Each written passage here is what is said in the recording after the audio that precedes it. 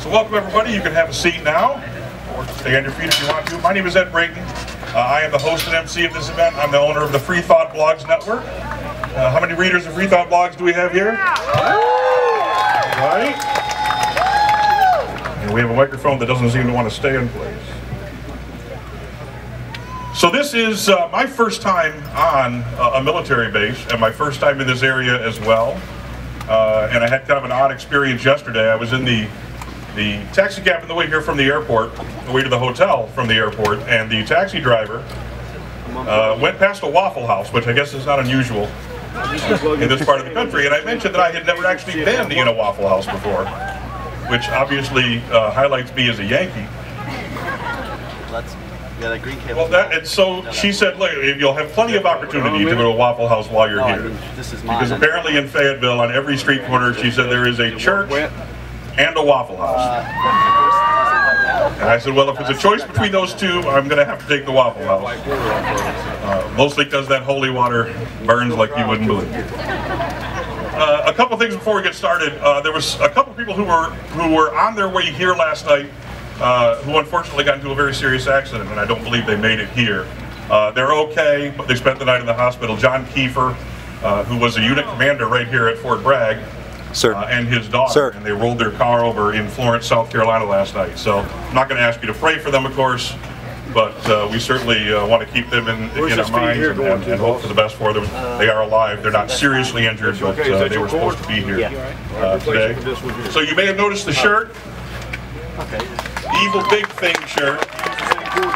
Jessica Alquist, of course. We sold the Evil Little Thing shirts, which raised a good deal of money for her scholarship fund. We are very proud of what Jessica did, a very courageous young woman, and what she did in Rhode Island.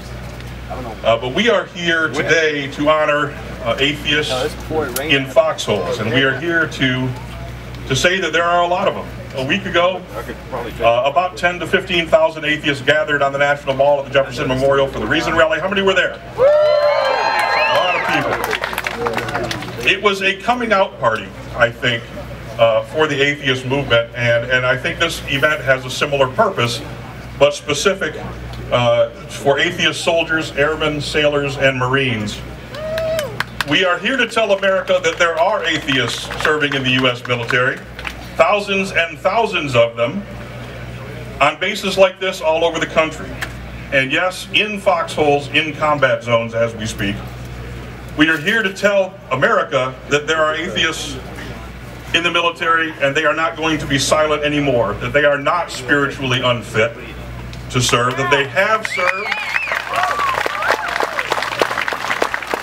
and continue to serve with honor and bravery and distinction, and a good many of them are here tonight. And we please have a round of applause for all of the men guarding us.